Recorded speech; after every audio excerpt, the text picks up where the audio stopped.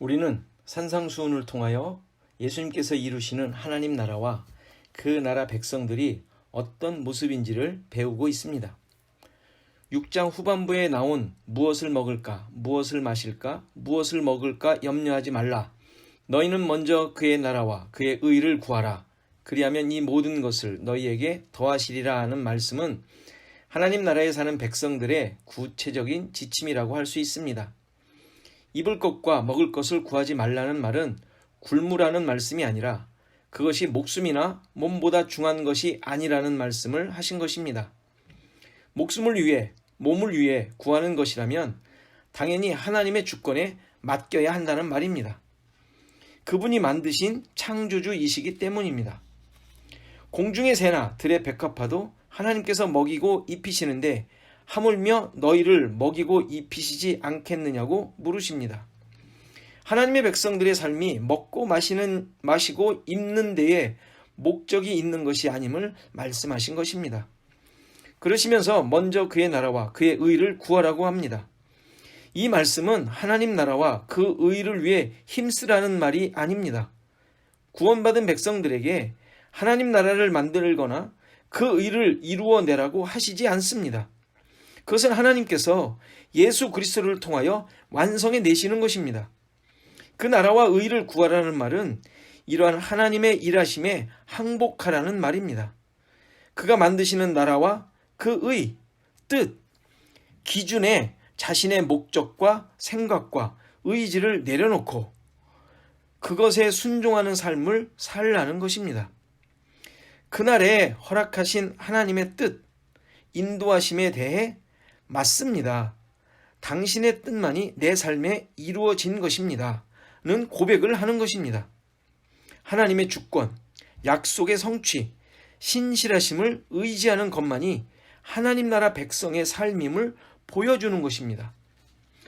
신자들이 자주 범하는 실수는 여전히 내가 나의 삶을 책임져야 한다고 생각하는 것입니다. 먹기 위해 산다. 살기 위해 먹는다. 다 먹고자 하는 것이다. 살려고 하는 것이다. 는 식의 농담을 하며 열심으로 삶을 살아갑니다.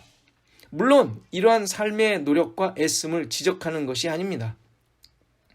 인생의 주인이 나라고 생각하는 것을 지적하는 것입니다. 모든 삶의 영역이 주님의 주인 되심이 고백되지 않습니다.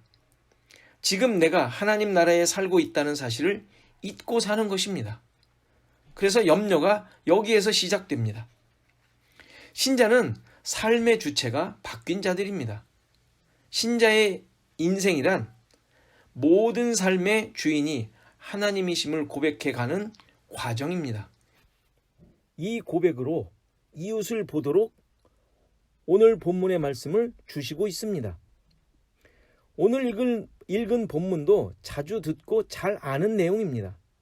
남을 비판하지 말라는 것입니다. 그 비판하는 것으로 나도 비판을 받게 될 것이고 헤아리는 그 헤아림으로 나도 헤아림을 받을 것이기 때문입니다. 이 정도의 가르침이라면 일반 도덕 교과서와 다르지 않은 내용입니다. 이 말씀은 똥 묻은 겨가 겨 묻은 개를 나무란다. 너 자신을 알라. 그런 차원의 이야기를 말하는 것이 아닙니다. 또는 서로의 잘못을 말해주어 좀 더 발전적인 삶으로 나아가자는 내용도 아닙니다. 산상수훈의 내용을 너무 윤리도덕적으로 이해하면 하나님 나라의 원리가 마치 세상의 원리와 크게 다르지 않은 것이 되어버립니다. 수많은 사람들이 그렇게 이해했고 교회마저 그러한 가르침으로 오해를 일으켰던 것입니다. 이건 역시 십자가의 원리, 하나님의 뜻과 기준, 약속의 성취라는 차원에서 보아야 합니다. 예수 그리스도로 말미암아 온전하게 이루어진 내용이라는 사실을 잊지 않아야 합니다. 형제의 티를 빼려 하지 말고 자신의 눈에 있는 들보, 즉 형제의 것과 비교가 안 될 정도의 죄와 허물이 자기에게 있음을 보고 그것을 해결하라는 말입니다.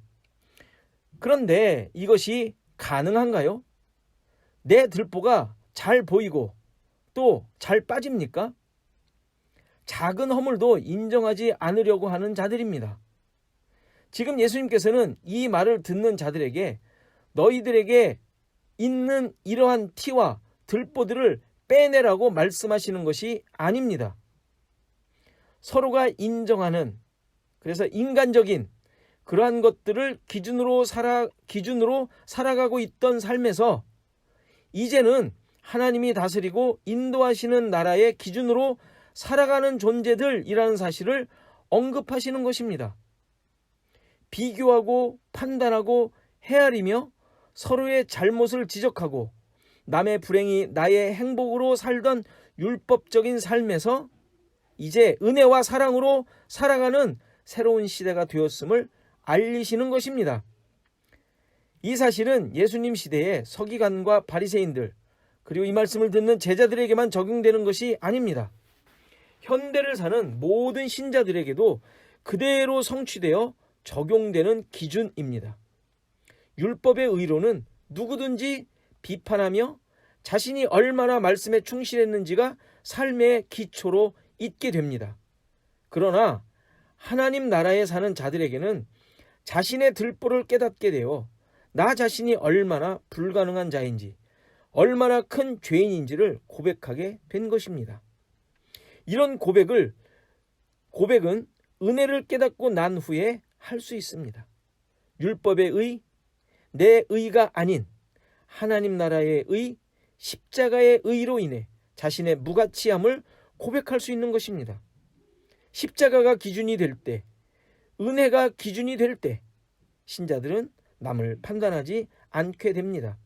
이것이 들보를 뺀다는 의미입니다. 로마서 10장에 가면 2절에 이런 말씀이 있습니다. 내가 증거하노니 저희가 하나님께 열심히 있으나 지식을 좇은 것이 아니라 하나님의 의를 모르고 자기 의를 세우려고 힘써 하나님의 의를 복종치 아니하였느니라. 그리스도는 모든 믿는 자에게 의를 이루기 위하여 율법의 마침이 되시느니라. 이 말씀은 이제 율법이 의의 기초가 아니라 율법으로 의를 이루는 삶이 아니라 예수 그리스도로 말미암은 의로 사는 자들이 되었음을 말하는 것입니다. 판단은 하지 않으려고 한다고 안 되는 것이 아닙니다. 인간의 힘과 노력으로 되는 것이 아닙니다. 자신의 처참한 상태를 볼 때 십자가가 보이고 은혜를 구하게 되고 남의 티가 보이지 않게 되는 것입니다. 마태복음 15장에 나오는 가나안 여인이 있는데 마가복음에는 수로보니게 여인으로 되어 있죠. 이 여인의 고백은 단순히 자신이 못났다는 말을 하는 차원이 아닙니다. 자녀의 떡을 개들에게 던짐이 마땅하지 않다는 말씀에 주여 올소이다마는 개들도 주인의 상에서 떨어지는 부스러기를 먹는다는 대답을 함으로 딸을 고치게 되었고 믿음이 크다는 말씀을 듣게 됩니다. 그녀는 스스로 개보다 못한 자신으로 말했지만 그 의미는 나는 지금 당신의 은혜를 받지 않으면 안 되는 자입니다. 그것으로라도 살아야 하는 자입니다. 라는 것을 고백한 것입니다. 예수님이 그에게 전부라는 고백을 한 것이죠. 이 가나안 여인은 실은 우리들을 말합니다. 인정하십니까? 그런 존재들임을 우리는 고백해야 합니다. 아니 고백하든 아니하든 우리는 모두 무가치한 자들입니다. 은혜로 살아난 자들이니까요. 그러니까 그걸 자랑할 수 없지 않습니까? 원래 죽어있는 자들이고 죄 가운데 있는 자들이니까. 요한복음 8장에 보면 서기관과 바리새인들이 간음하다가 현장에서 잡힌 여인을 예수님께 데려온 사건이 나옵니다.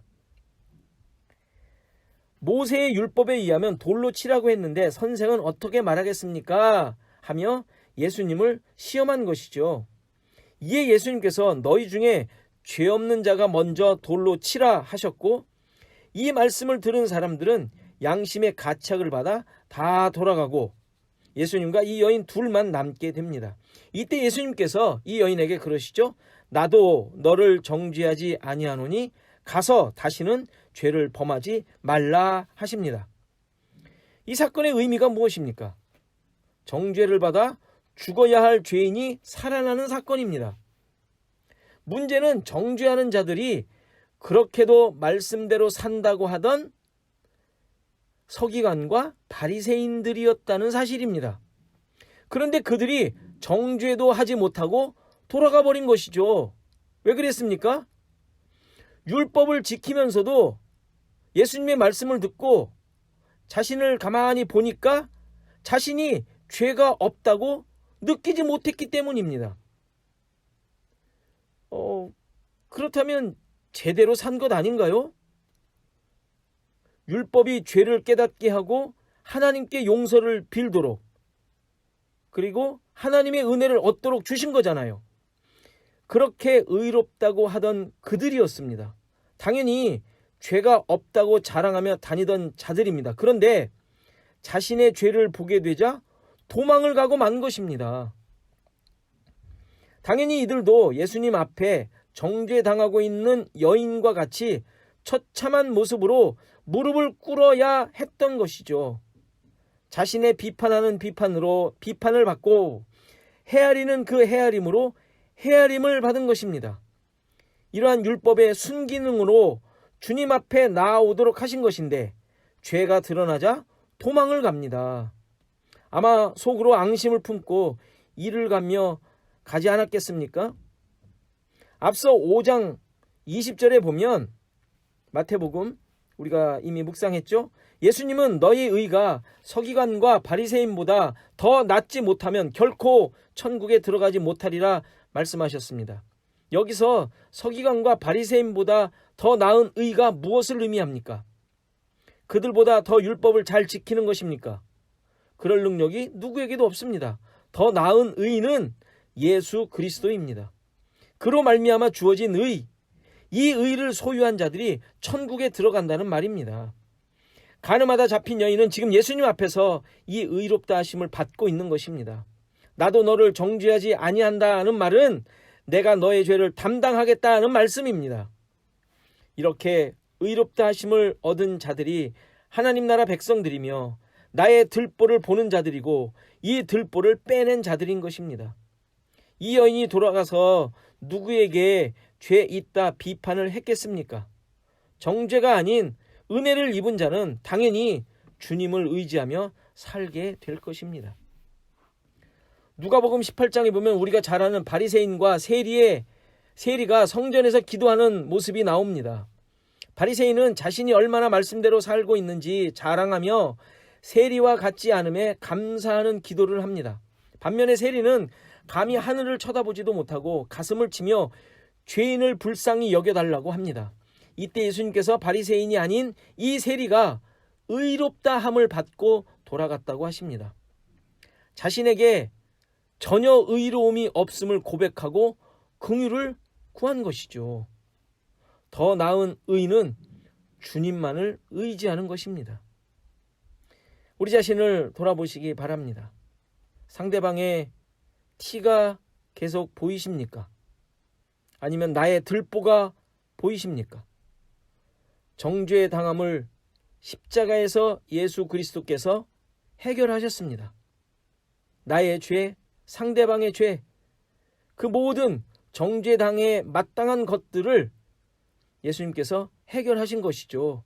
이 은혜로 인해 내 들보가 보이게 되고, 그래서 바로 보게 되는 그러한 자들이 되었음을 고백하는 것이 신자들입니다.